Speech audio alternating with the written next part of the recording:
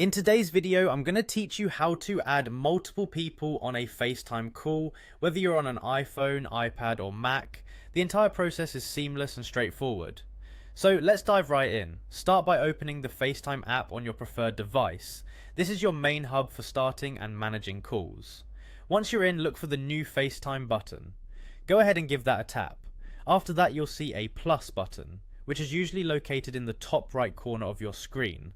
Tap on it because this is where we begin adding our participants.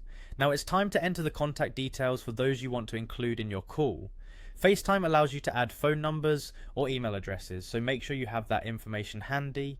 You can invite up to 32 participants in total, which really opens up the possibilities for larger group conversations or meetings.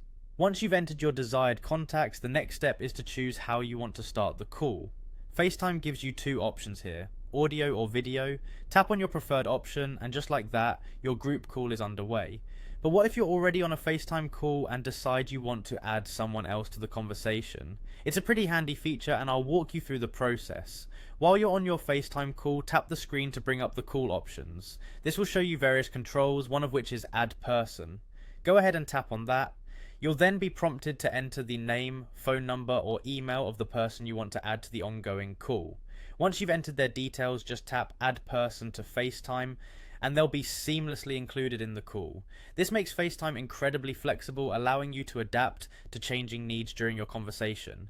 Whether you're spontaneously planning a group hangout or needing to pull someone into a business meeting, having this ability to add participants mid-call can be a real game changer.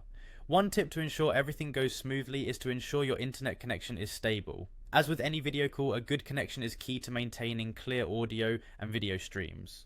Also keep in mind the time zones of the participants. If you're organizing a call with people from different regions, it's these little considerations that can make a big difference in having a successful group FaceTime experience. And there you have it. You're now ready to easily add multiple people to your FaceTime calls, whether you're starting fresh or adding them during a conversation. I hope you found this guide helpful. Don't forget to subscribe for more tips and tricks, and happy FaceTiming.